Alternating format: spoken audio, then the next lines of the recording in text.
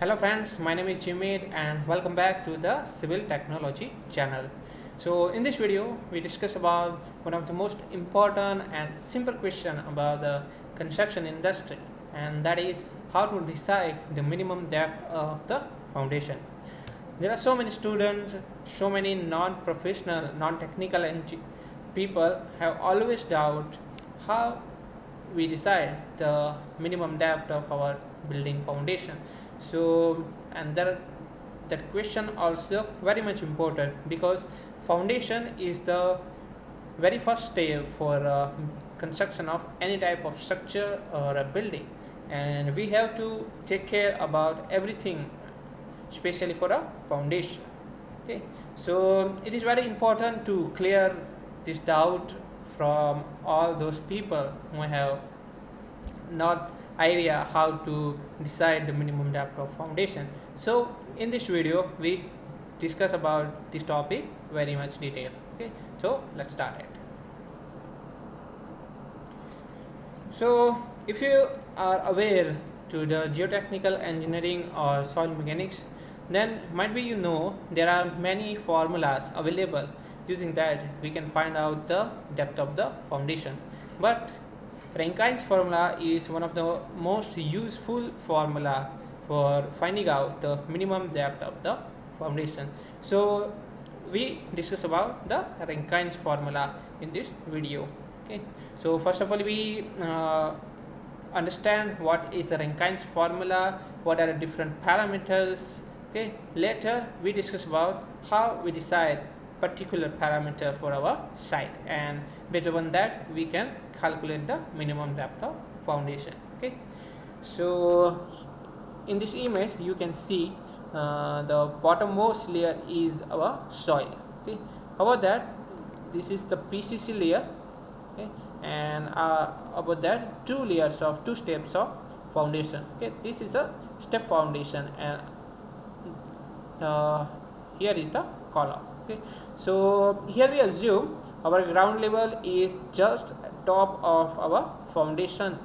Okay, so whatever the depth from the ground level to this above the layer of PCC, that is our depth of the foundation. Okay, so we have to calculate this depth using the Rankine's formula. Okay, so what is the Rankine's formula? So Rankine's formula, this is the Rankine's formula.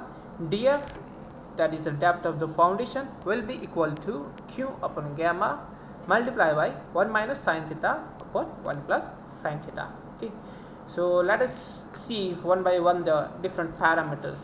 What is the meaning of different parameters?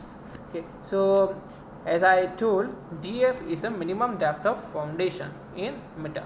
Okay, that we have to find out, and Q is the bearing capacity of soil. Okay, so depending upon the soil, the bearing capacity value will be different, and we have to take this value in kilonewton per meter square. Okay, so as per the site condition, the soil strata, the bearing capacity value will be changed. Okay, so based upon the soil results, you easily get this value from the soil report data. Okay, so nothing worry about the bearing capacity of soil because that's the part of the geotechnical engineer who tests the soil of your site.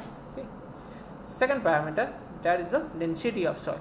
Okay, so this is also very depending upon the soil, water table level and all that things. Okay, so this is also you can get from the soil report data because this is also calculated by the geotechnical engineer based upon the soil results they get from a different test.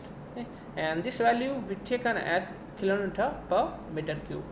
So this is very important. For every parameter you have to take care particular unit you can use for that value. Okay, if the units are changed, you have to use the unit conversion, and later whatever the value come, that you have to put in this formula. Okay, next is theta. Theta is the angle of repose side. Okay, what is the angle of repose side, that we discuss later on, just after a few minutes. Okay, so these are the parameters which are involved in a Recurrence formula. Now we can see how the bearing capacity of soil vary from soil to soil, and what are the corresponding value for each and every type of soil. Okay, so this is very important, you have to know, because sometimes what happen in small site, you cannot do the soil test, and in that condition you have to use these values for finding out the minimum depth of the foundation. Okay, so these are the standards value, but please take care, if you have a soil report, please take a value from the soil report. If your site soil test will be not conducted, then you can use these values. Okay, so here you can see, first loose gravel, if it is your soil, then bearing capacity value will be 98 kilonewton per meter square. Similarly, if fine sand, loose condition or dry condition, loose and dry condition, in that case also the bearing capacity value is 98 kilonewton per meter square. Likewise, if your soil is moist clay, then the value will be 147.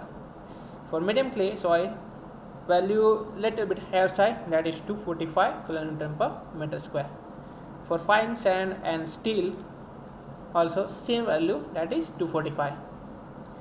If a soil is soft rock type, okay, which is broken without the blasting and all that things, that is a soft rock, then your value will be little more higher side, because it have more capacity to absorb the load coming from above. Okay, so its value is 441 kilonewton per meter square.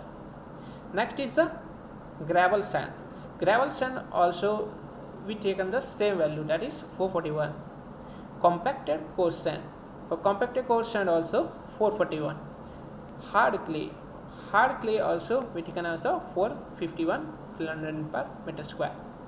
Broken bedrock, okay, broken bedrock, there is a much stronger than the upper soil, so its value also very much higher side, and that is the 883 kilonewton per meter square. Okay, so these are the different types of soil and corresponding bearing capacity value.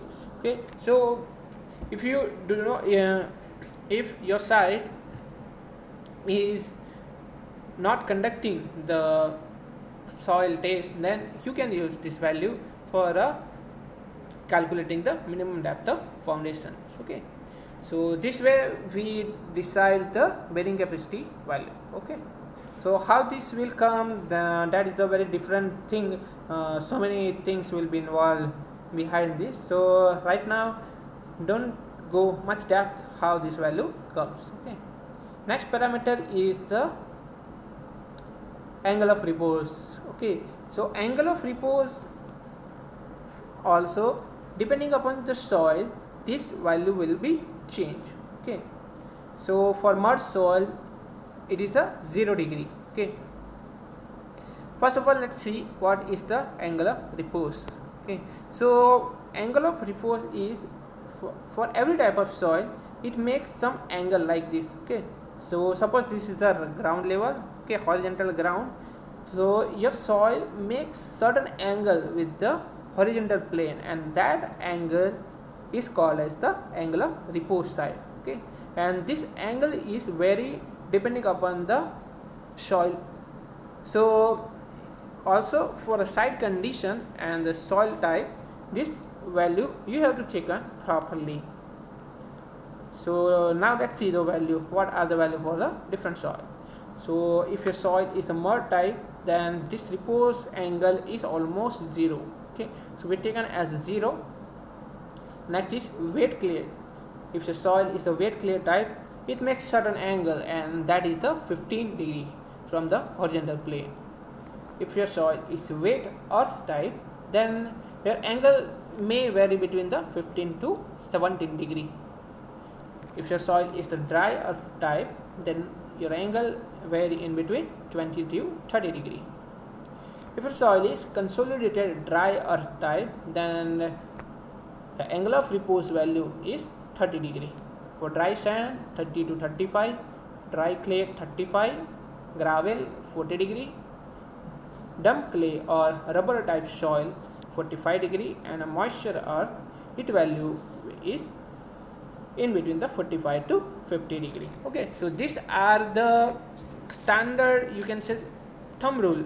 Okay, so it is not compulsory your value is exactly this, but if in case you have insufficient data or insufficient test result, in that condition you can use these values for calculating the minimum depth of foundation. Otherwise I prefer soil report. Okay, so always take a value from the soil report, and if soil report is not available or soil test not conducted on site, then use this value. Okay, so this way we can find out the minimum depth of the foundation. So hope all of your guys questions will be here solved and you clearly understand how we can find out the minimum depth of the foundation. So whatever the value comes using this formula, that value you can use as a minimum depth of foundation. Okay, but for suggestion purpose I want to say something. If your site is a small construction, okay, very small construction going on the site, then at least you have to give up 1 meter of the depth for the foundation. And for a big or mega project, always prefer the soil report data. Based upon that, whatever the depth comes, that you can use for the foundation purpose. Okay, so this is for the foundation depth. Okay, so hope you guys like this video, and if you like the video, please share with your friends too, and if you come first time in our channel, please subscribe also and press the bell button for future notification. Thank you so much for watching this video.